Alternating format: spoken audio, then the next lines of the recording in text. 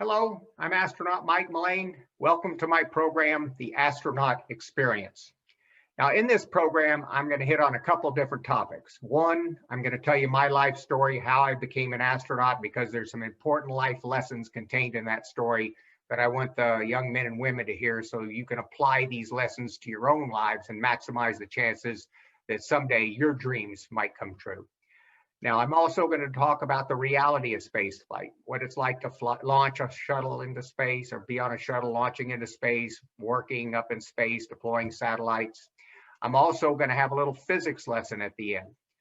Let's begin, and the way I want to do this is to bring you along vicariously on a space shuttle launch. So for the next few minutes, assume that we're all astronauts and we're going to fly into space. Around 3 hours before liftoff, we walk from the crew quarters, climb into the crew van, drive to the launch pad, take the elevator to the cockpit level, exit that, walk across the access arm. What do you think your heart rate is right about here? I guarantee it's going to be choking you. You're going to feel every beat in your throat. In the white room, we dress in our harnesses, then we get down on our hands and knees and crawl into the cockpit. There'll be technicians inside who help lay us back in our chairs. They will strap us to those chairs. And then as they leave, they will close the side hatch, the access arm will be retracted, and we will be left alone. And while we're awaiting launch, we're going to be in the grips of two fundamental emotions, one of which is fear, gut fear. We will fear for our lives while we're out there. But at the same time that fear is on us, we're going to be boundlessly joyful, because for most astronauts, it truly is a lifetime quest to make this flight. And with that at hand, you're going to be overwhelmed with joy. Now, at T-minus 6 seconds, the 3 liquid engines start. When that occurs, you get this heavy vibration in the cockpit. At T0, the hold down bolts blow, the solid rocket boosters ignite, and we're slapped into our seats with a force of about 2 Gs as the rocket leaps off the launch pad. It squishes us into our seats with a force of about 2 times gravity. 8.5 minutes up, the autopilot shuts off the engines, the gas tank is empty, it was jettisoned. All that remained now headed to orbit was a winged vehicle. We call that the orbiter. And now we're on our way to the International Space Station, where we will, 8.5 minutes up, the autopilot shuts off the engines, the gas tank is empty, it's jettisoned. And now we fire some small motors at the back of that orbiter to push us into our final orbit.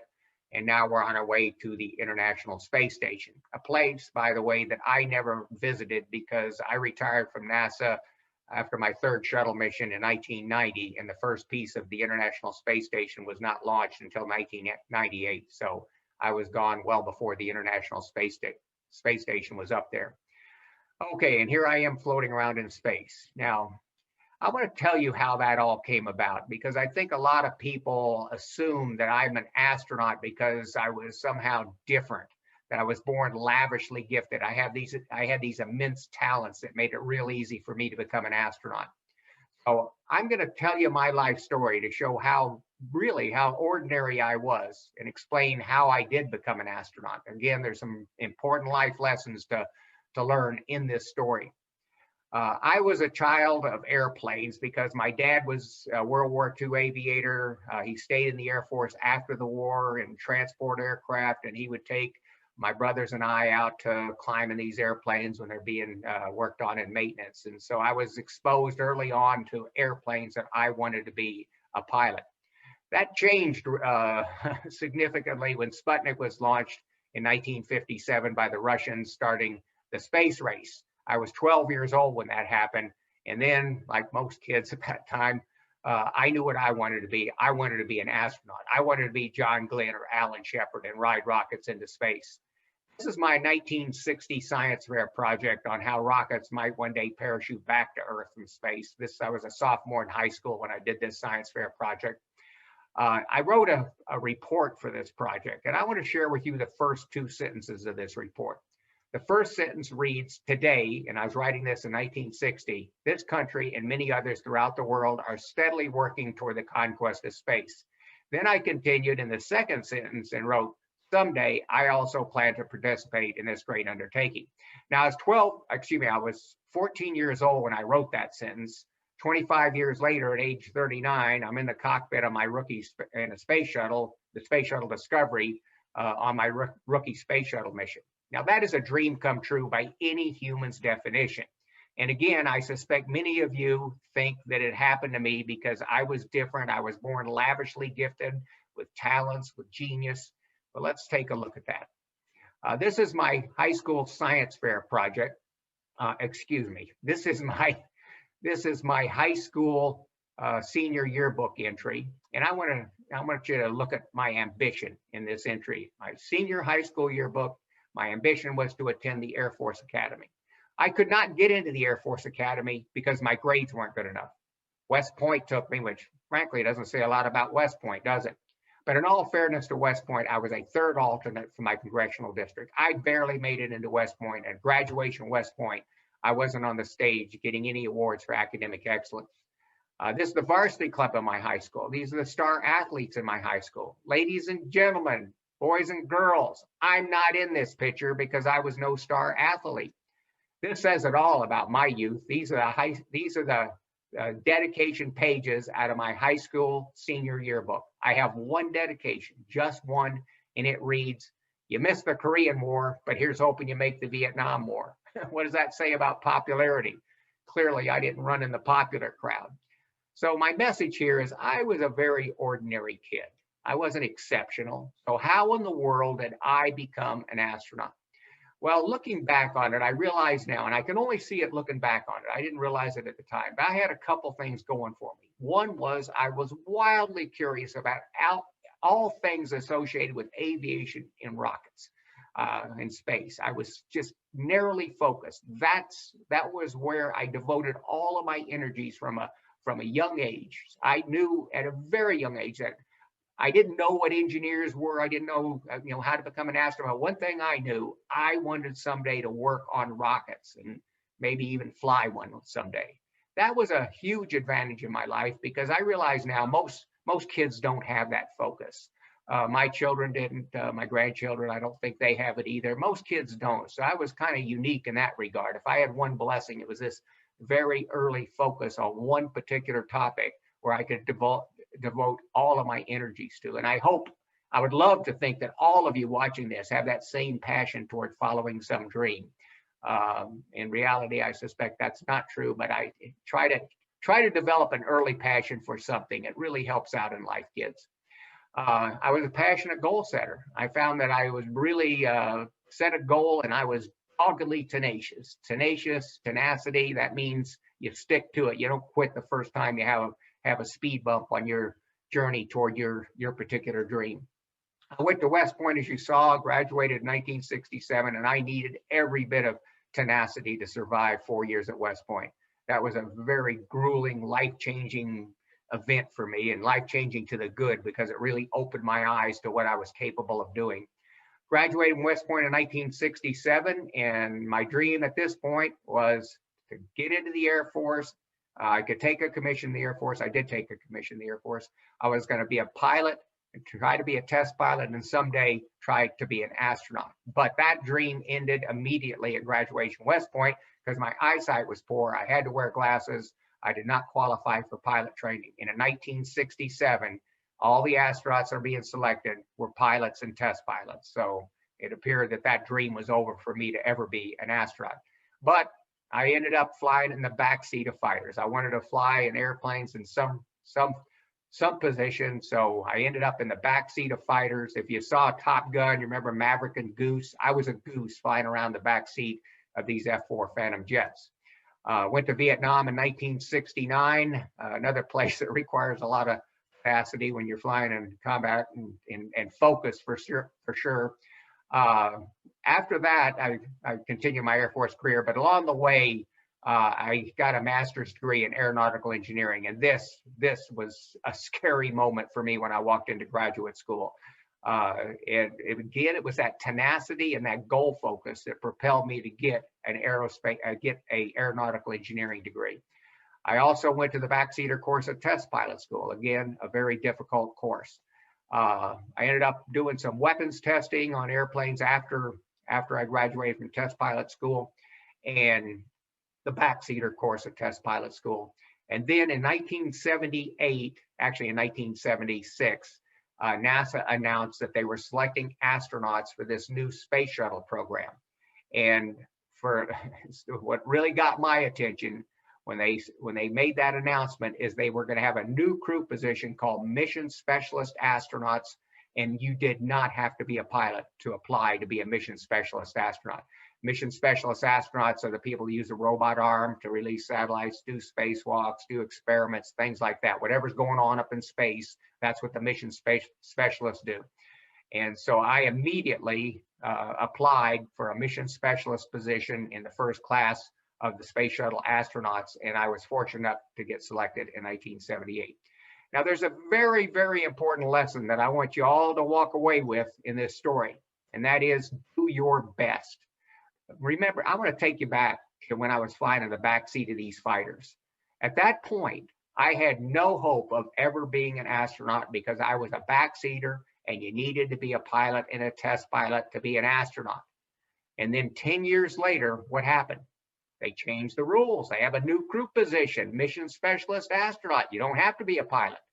And only because I did my best for 10 years, when I didn't think it counted, well, that's why I'm an astronaut. I did my best at graduate school and backseat of fighters, at backseat course at test pilot school, all of these things. I was doing my best, never thinking it was going to count to be an astronaut, and it turned out it all counted. I would not have been competitive to be an astronaut if I hadn't done my best in all of those things. And that's a very important lesson. We can't see our futures. I can tell you right now, all you young ones out there, that there are going to be opportunities developing in your life that you can't possibly imagine now. But if you're doing your best now and you do your best continuously, you'll be able to take advantage of those opportunities and have great things happen. So do your best at everything. School, sports, choir, band, everything. Do your best because it's going to count in your future.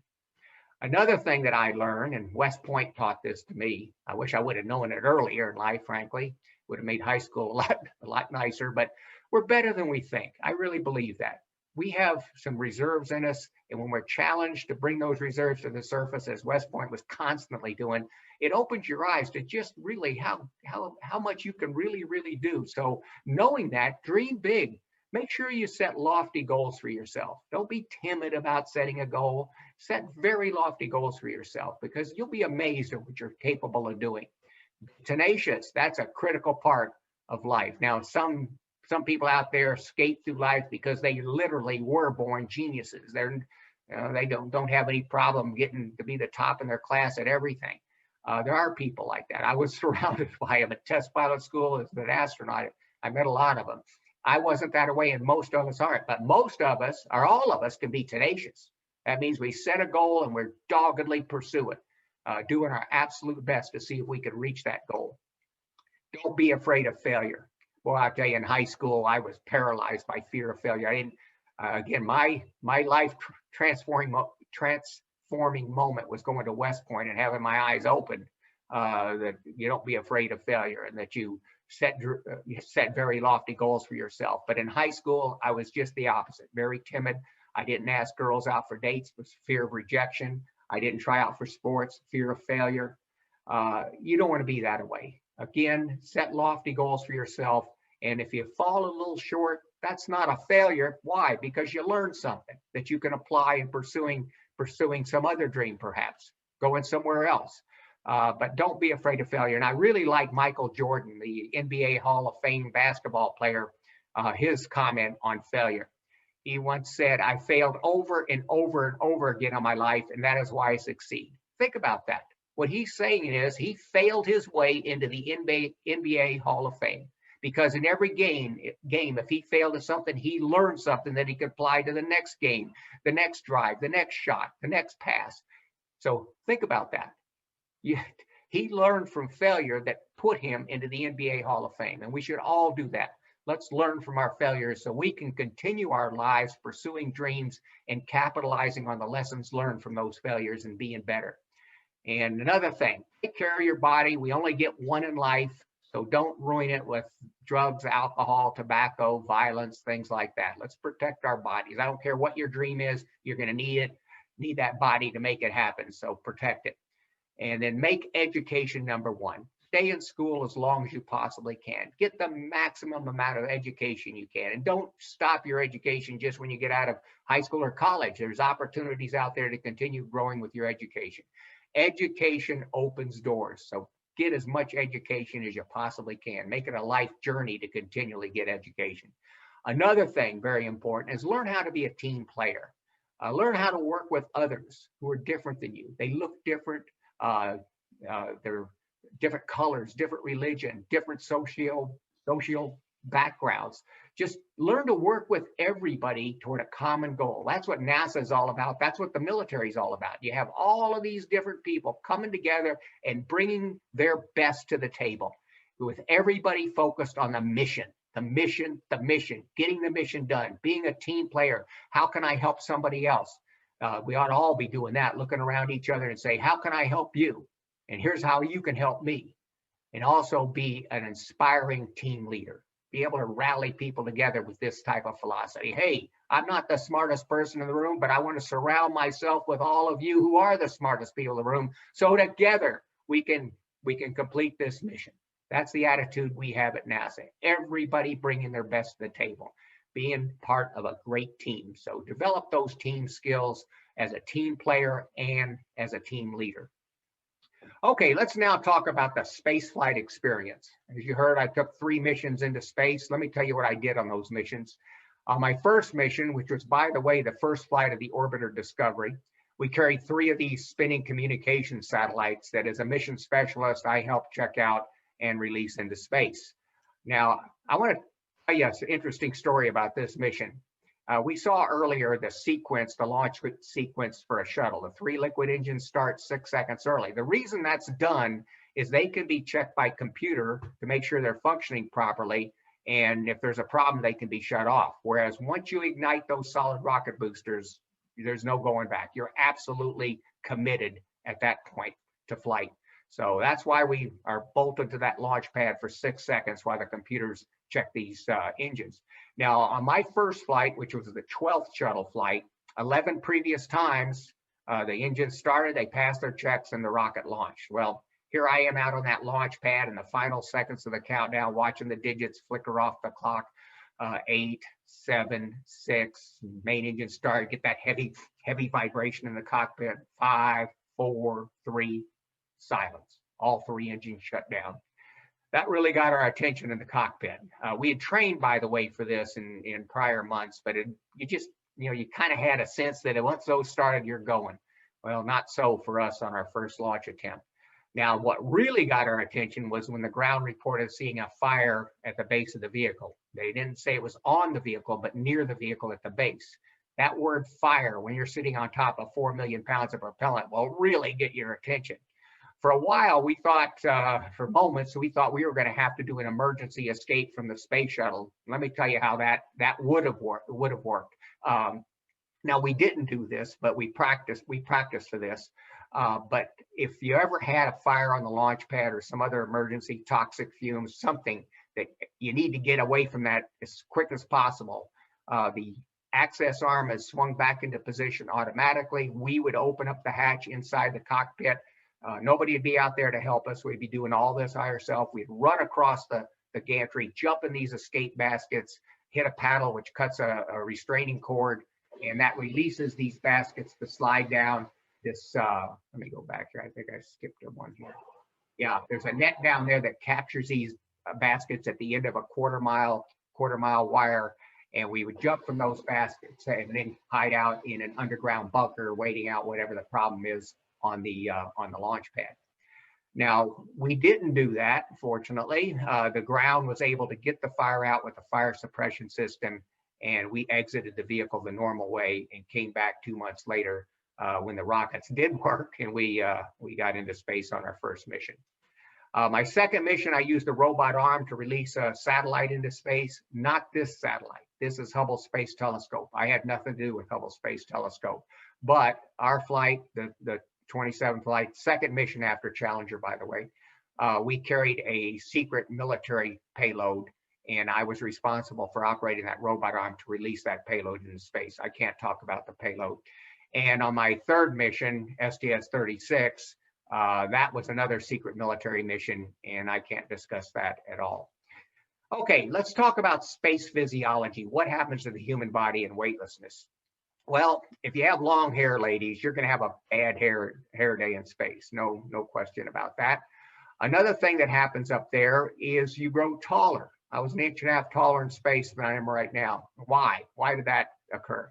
Well, in weightlessness, when you get up there, we have a lot of blood and fluid biased in the lower part of our body right now by gravity. We don't think about it because that's the way it always is.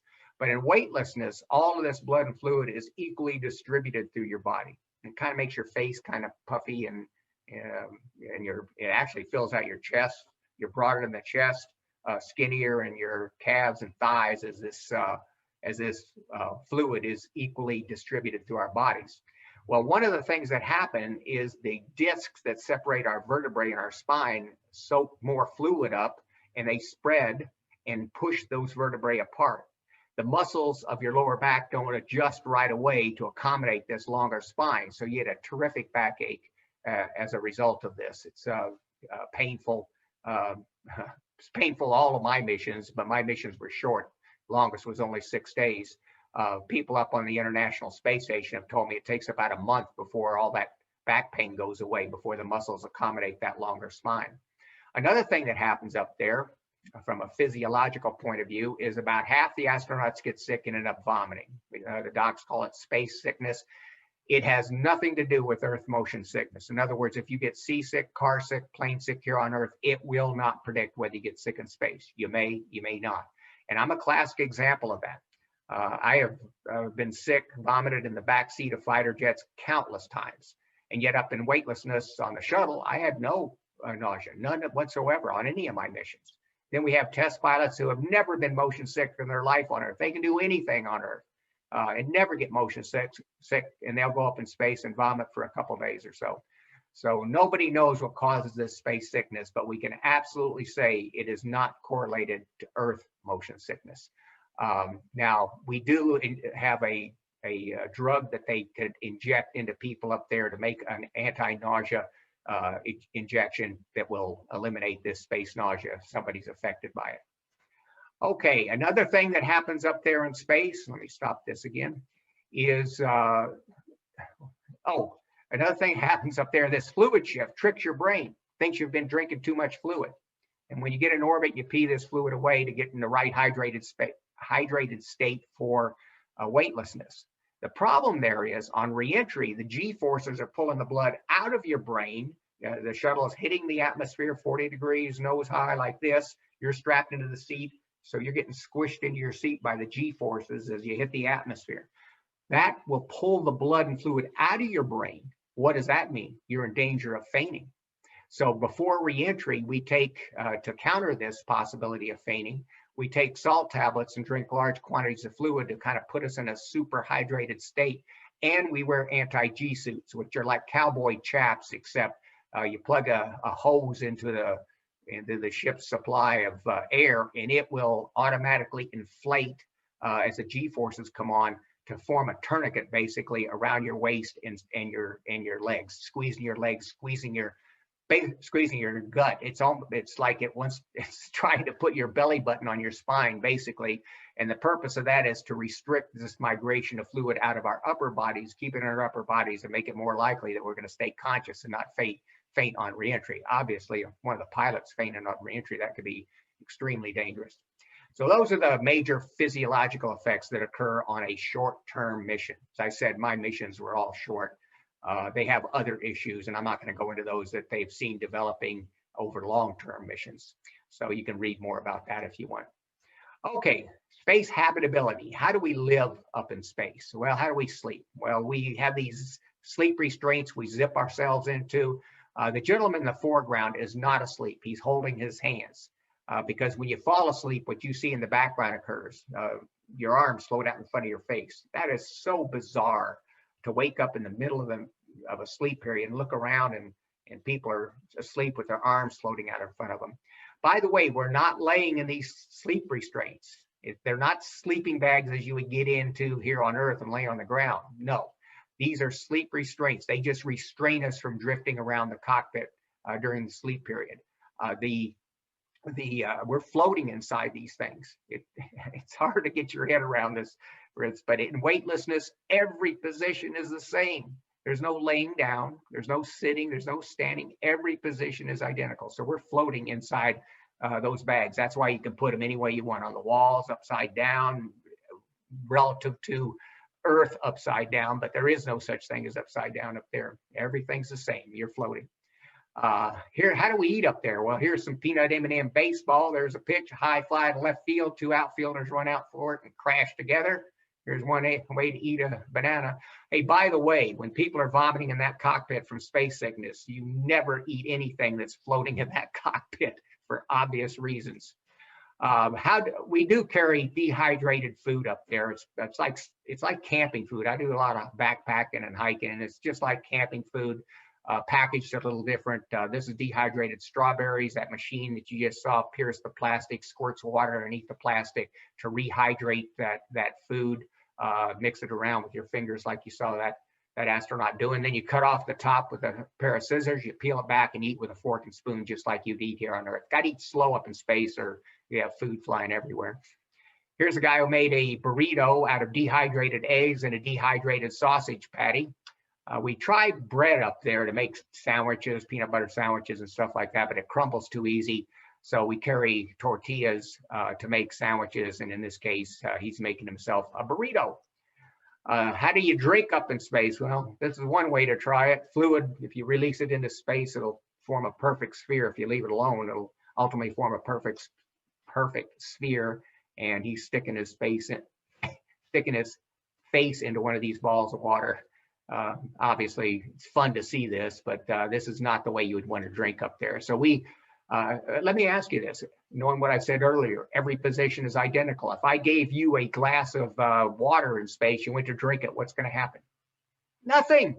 Remember, every position is identical. You could turn a glass, you'll be looking at that water, wondering how you're going to drink it. It's just going to stay in the glass. Nothing's going to pour up there.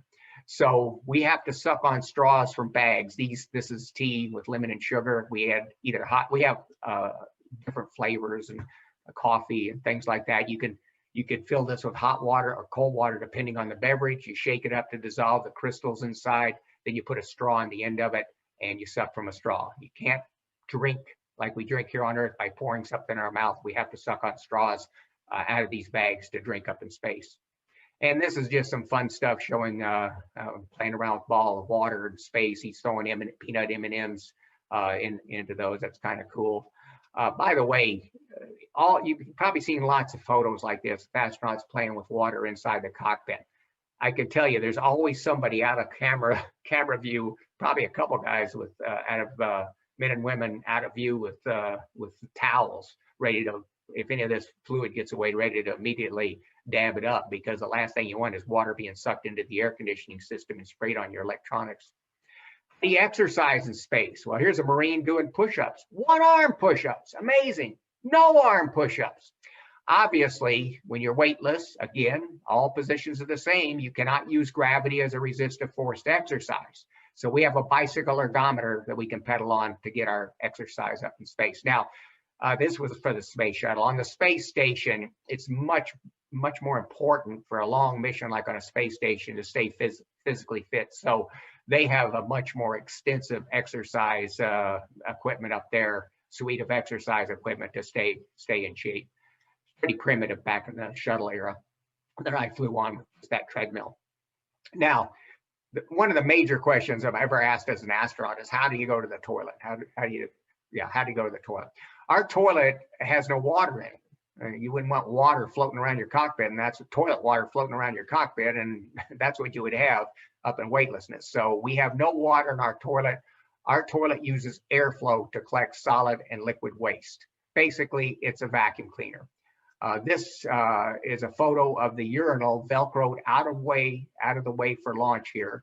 There are different shaped funnels that twist on the end of that urinal funnel for males and females to use. Once the urine is collected through that vacuum cleaner hose, through the funnel and down into the hose, it goes into a holding tank. And about every 3 days on the shuttle, when the tank was full, we dumped the urine into space. And that was spectacularly beautiful to watch because the urine would freeze in a glitter of ice crystals shimmering in the sun. It was magnificent to look at frozen urine floating around up in space.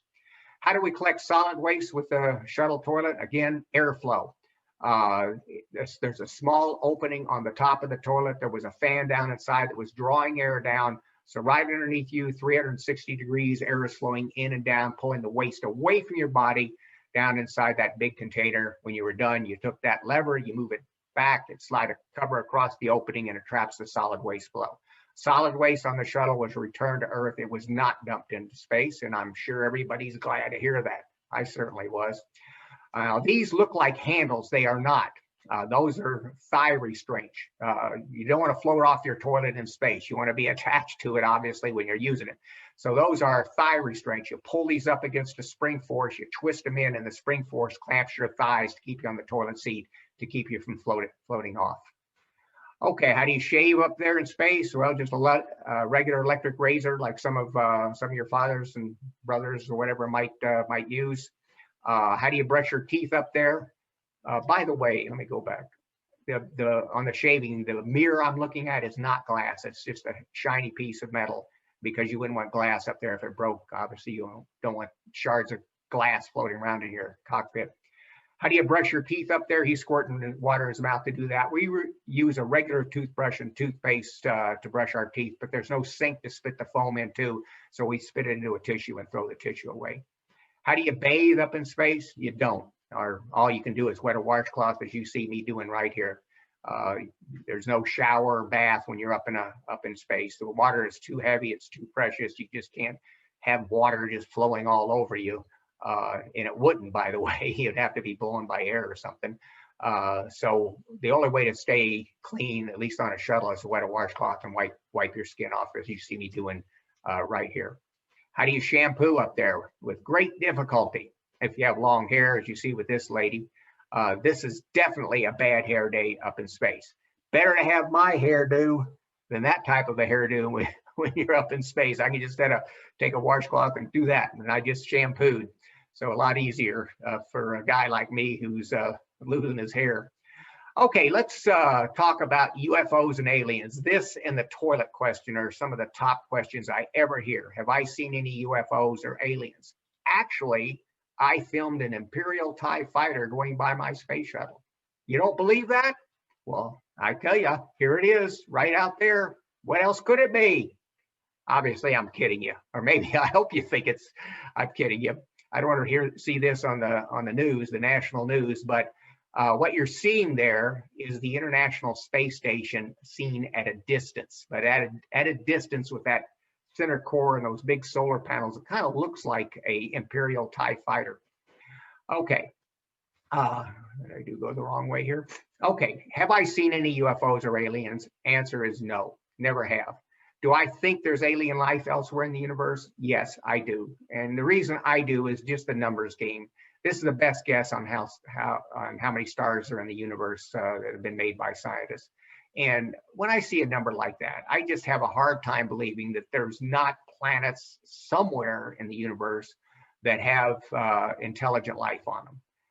But that said, I just don't think they've come to visit us, because I think if they did, they would land and make a significant, unambiguous contact. Now, I know there's been a lot in the news lately, people seeing things, and I'll tell you, when I saw that Navy fighter pilot that filmed through his gun sight something weird out over the ocean, I mean, I tend to believe fighter pilots if they say they see something that looks weird. So I don't know what it was, but I still think if intelligent life came to Earth, it'd make a significant, unambiguous contact. Perhaps I'm wrong on that, but I just don't think it's visited Earth yet, and probably, in my opinion, will never visit because of the distances that perhaps separate planets with intelligent life.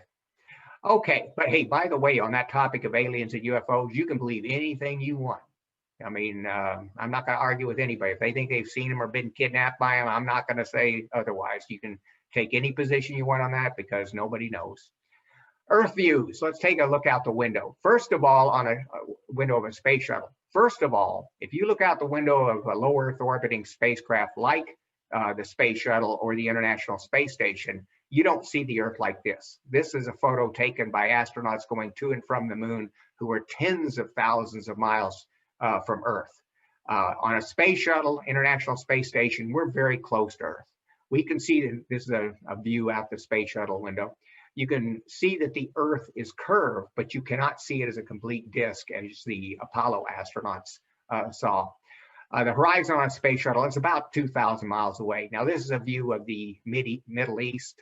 Here's Cairo, Egypt, with the Nile River flowing north into it, emptying into the Mediterranean Sea. There's the Red Sea. There's Saudi Arabia. Israel is about there. And there's the Mediterranean Ocean. Beautiful to see sights like this from space. Now, most of the time when you look out the window of a low Earth orbiting spacecraft, what do you see? You don't see landmass. You see clouds and water, lots and lots of water, because most of the world is covered with water. It's amazing how long you will spend in an orbit over water versus land. In fact, going across all of North America, from Los Angeles to New York in a space shuttle is about a 12-minute flight. So you're really moving fast up there.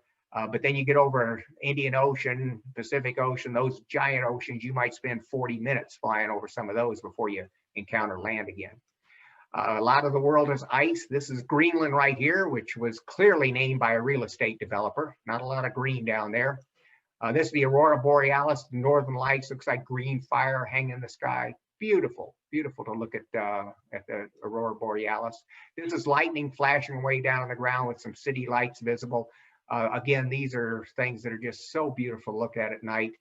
This video was taken over the Gulf of Mexico, looking into the southeast of the United States. So the blob of lights top center is Atlanta. Over the right, you see Jacksonville, and across the belt of Florida from left to right are the lights of St. Petersburg, Tampa, and Orlando. Again, there's Atlanta top center right there. Okay, I'm going to stop the video here and tell you what you're looking at in this. I'm going to play this video. It was taken with a special low light level camera on the International Space Station, and it's playing probably 4 times maybe faster than it would appear if you were actually aboard the International Space Station. And I have an alarm going off here, which I need to stop. Guess I didn't do my checklist on turning off alarms. But at any rate, so with this, the International Space Station is headed over the Midwest of the United States into the Great Lakes area and up into Canada. And the lights you're seeing right here, and again, it plays about 4 times faster than you would see if you're aboard the space station. But the lights that you see at the bottom are the lights of Kansas City. So I'll start this and try to point out some of the city lights you're going to see passing. There go Kansas City's lights. Coming up and going down to the center of St. Louis's lights. There's Chicago and Lake Michigan, Detroit, Lake Erie, Toronto. Then you see Ottawa and Montreal. Let me stop this here and point these out. So here's Lake Michigan. There's Chicago, Lake Erie, Detroit, Cleveland, Columbus, Akron right there. Again, beautiful to look at city lights, lightning, also meteors. You'll see those burning up underneath in the atmosphere underneath you. They're burning up about 50 miles high, and we're up at maybe 200 or 300 miles high. So you'll see those underneath you. But again, these night sights are just incredible. Now let's talk a little space physics here. You don't want to get out of this without a little smarts in physics, right? This is a photo taken of Florida, and the yellow lines radiating out of Cape Canaveral right there, Cape Kennedy. Now those lines represent the azimuths that the space shuttle could fly on a mission. Not every shuttle flew into the same mission. It depended on what you were going to do on that mission. And when we would launch, the shuttle would roll, called a roll maneuver, and that was to orient it as it laid over, orient it to fly in the proper direction for the mission. For example, if you're going to go up and rendezvous with Hubble Space Telescope, it's tilted 28 degrees to the equator. So in that case, the shuttle would lift off. It wouldn't roll very much and would fly due east. That line showing due east out of Florida, it would fly that trajectory to end up in an orbit that was compatible with the International Space Station, tilted 28 degrees to the equator. Now, if you're going to the International Space Station, it's tilted 52 degrees to the equator. So there you would lift off, and it would roll a lot more. The shuttle would lift off, roll a lot more so that it could pitch over and align itself on flight just off the east coast of the United States on that upper yellow line you see right there. That would put it in an orbit that was compatible with the International Space Station. So there's a look. You can see then that we're bounded by what trajectory we could fly. But let me ask you this space physics question. Why did we build our launch pad in Florida in the first place? You obviously want to launch over the water so that the boosters fall in the water, and God forbid if there was ever an explosion or whatever, you don't want all of the pieces falling on people on the ground. So you want to get out over the ocean if you're launching one of these giant rockets. But we could have built our launch pad in California and launched west over the Pacific, but we didn't. We built our launch pad in Florida to launch east over the Atlantic Ocean. Why? Space physics reason. You need 17,500 miles an hour to get into orbit around the Earth. How fast which direction does the Earth spin? It spins to the east. How fast does it spin to the east? About 1,000 miles an hour at the equator. If you're at the equator, it's 25,000 miles around. It takes 24 hours to spin through that distance. So at the equator, everything is moving to the east as the Earth rotates at about 1,000 miles an hour. You don't see that because everything is moving at 1,000 miles an hour. But if you were an alien in inertial space looking down on the Earth, you would see people moving, and if you had a telescope that were moving to the east at about 1,000 miles an hour. So if you launch your rocket to the east, Mother Nature is giving you a free kick into orbit, and you're able to take a lot more weight, a lot more cargo into orbit by going east than you would be if you went west over the Pacific Ocean. So that was the space physics reason that we built our launch pad in Florida, to pick up this boost that Mother Nature has given us to the east to help us get that 17,500 miles an hour to stay in orbit. Okay, now there's a company that's called Sea Launch that capitalized big time on this rotation of the Earth to the east. They had a converted oil platform with these that they would tow out of Long Beach down to the equator to pick up the maximum spin of the Earth. And they had these Russian rockets launching communication satellites that needed to be in an orbit 22,000 miles above the equator. So they had launched these things at the equator due east, and that way they were able to put the maximum weight of a satellite into this geosynchronous orbit. Okay, let's talk about weightlessness. Here's the first space football game in space. My commander receives the kickoff, sees he's going to be hammered by the alien team. He hands the ball to me, and I begin Crazy Legs Mullane. I'm at the 5, the 10, the 15, the 30, running, and now I'm wrapped up by the alien team.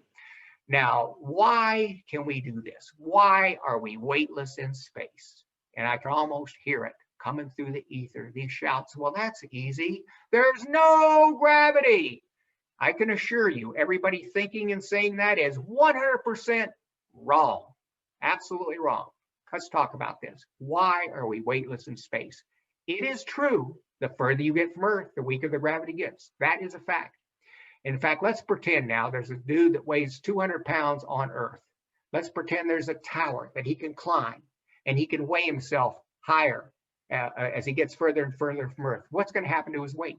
It's going to diminish because gravity is going to weaken the further he gets from Earth.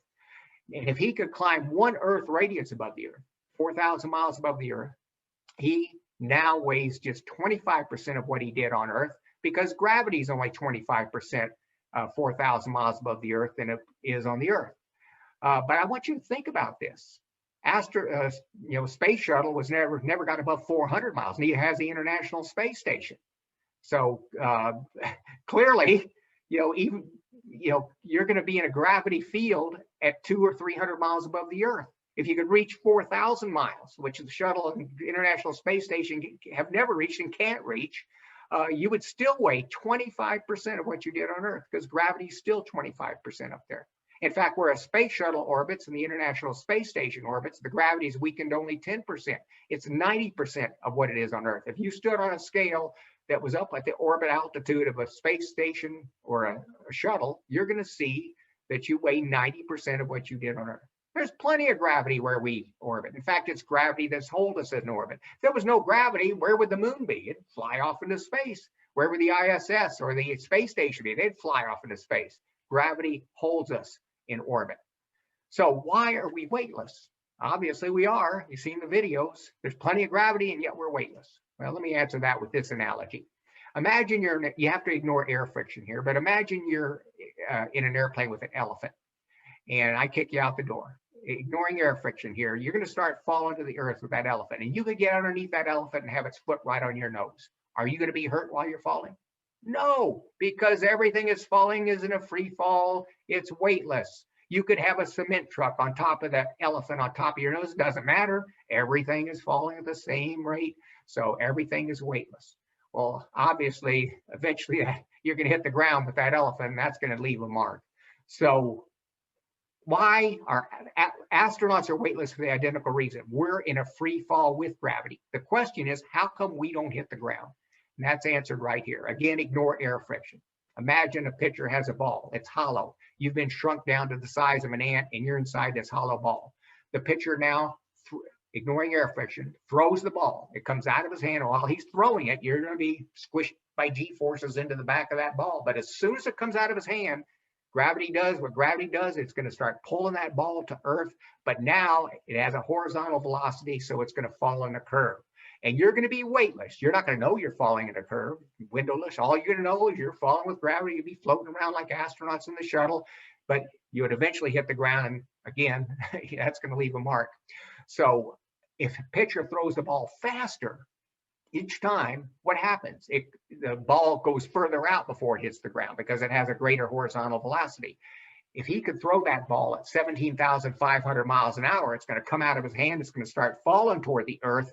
But now it's going so fast that the curve it falls on matches the curvature of the Earth. So it falls continuously around the Earth and hits the guy in the back of the head. And if you were in that ball, as soon as it came out of his hand, you'd be floating around inside that ball because you're free falling with gravity. It's just that gravity is pulling continuously, but that horizontal velocity means you're not going to hit the Earth. You're going to curve around the Earth. You're in orbit. Astronauts are weightless for the identical reason. The rocket is throwing us at 17,500 miles an hour. We're squished into our seats until the motors stop. And as soon as they stop, gravity does what gravity does, and it starts pulling the shuttle back to the Earth. But now it's going so fast horizontally that the curve it falls on matches the curvature of the Earth, and we're in a free fall continuously as we orbit the Earth. That is why we're weightless up there. Now, here's another space physics question. What makes gravity? Mass. Stuff makes gravity. Everything with stuff has gravity. Your body has gravity. A grain of sand has gravity. A flea has gravity. If I took you out in space, some corner of space with one of your friends and set you loose, I know obviously you can't do this, but get away from all the major G-force, gravitational forces out in some corner of the universe, and I release both of you, over time, what's going to happen? You and your friend, your gravity is going to pull you toward each other. You're going to be pulled together by the gravity that each of you exert on the other. And so mass makes gravity. The more mass, the more gravity, and the higher horizontal velocity you have to achieve to get into orbit around that mass. So I could find an asteroid out there that is so small, the mass is so small, the gravity is so weak, that orbit speed on around this particular asteroid isn't 17,500 miles an hour, it's 17 miles an hour. You can throw a ball at 17 miles an hour. So I could find a small rock out in space, put you on it, and you could play catch with yourself. You could throw the ball, it would disappear over the horizon, you turn around and catch it. You'd be able to play catch with yourself on some small asteroid out there. Be pretty cool, huh?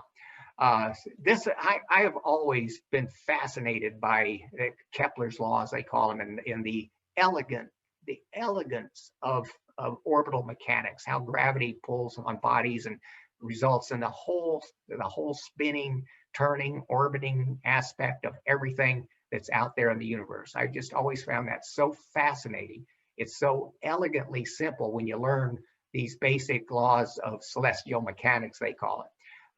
You might want to check into that someday. I know I'm a nerd, but I think it's really pretty cool. Okay, there's no such thing as an anti-gravity machine or an anti-gravity machine or room, but we make people briefly weightless in this airplane that we called a vomit comet. It would fly in a roller coaster trajectory, At the top of each hill, the pilot pushes forward on the controls. That drops the floor out from underneath everybody, and they start free falling. These people are not floating, they're falling. It's just the floor is falling away as fast as they are, so it appears they're floating. But when the pilot finally pulls out, you get smashed to the seat, smashed to the floor by the G-forces as the pilot pulls out. Go up, push over again, you get another 30 seconds of floating around like this, free falling, I should say, in that cabin. You do that about 50 or 60 times, and you'll understand why this thing is called the Vomit Comet. Okay, I'm going to conclude here and just briefly review what we learned here about life, about making dreams happen. If you forget everything I've told you, everything, I hope you don't, but if you do forget about the elegance of celestial mechanics and some of this other stuff, that's okay. But don't forget these lessons. These are not unique to being an astronaut. These are required. I don't care what dream you're pursuing, from ballerina to fireman, to lawyer, to doctor, to whatever. You do these things to maximize the chances that your dreams, whatever they are, not just dreams of being an astronaut, whatever they are, they might someday happen for you, which is my wish for all of you. Now, before I sign off here, I did want to mention, got to have an advertisement in here, mention some of the books that I've written and a book that my son have written. And I want to make a comment or two about these books. This book, Riding Rockets, is my memoir. It is R-rated in places. I do not believe this book is appropriate for young children. So any parents out there that are buying this book, you want to read it before you decide it's age appropriate for your child. Another book I wrote is, they changed the cover recently in the republication of this, but it's called Do Your Ears Pop in Space? It answers 500 questions I've been asked as an astronaut. Answers them in a simple, easy to understand way. This is G-rated. Get it here. This is G-rated. It's appropriate for anybody, adults or kids, if you want to brush up on some kind of neat stuff about space and being an astronaut. Okay, and I also wrote many years ago this book here, Lift Off: An Astronaut's Dream, that just basically is, it was written for about 4th through 7th grade maybe reading level, but it's my life story basically. Some of the things that I've just mentioned I capture in here, although I've gotten better over the years of telling this story, so I think the video here is certainly covers that well, life lessons. But again, you can check this one out, Lift Off: An Astronaut's Dream. And finally, my son wrote a book, which I really like. It's called The Father, the Son, and the Holy Shuttle. This book has R-rated situations in it too. So again, for you parents out there, you might want to read this. It's a coming-of-age story. In fact, the subtitle is Growing Up an Astronaut's Kid in the Glorious 80s. And I think it's a great book. So I'd recommend this. But again, parents, you might want to take a look at this first before you decide what age it's appropriate for your child. All of these books are available on Amazon.com. And if you want to get one from me with an autograph, you can go to my website, MikeMullane.com. You can get these books cheaper on Amazon rather than from me. But if you want to get one autographed, you certainly go to my website and do that. So again, I'm going to put this back up there. Let's review one more time. What do you do if you want a dream come true? Your best, always. You just don't know when it's going to count, but it will count.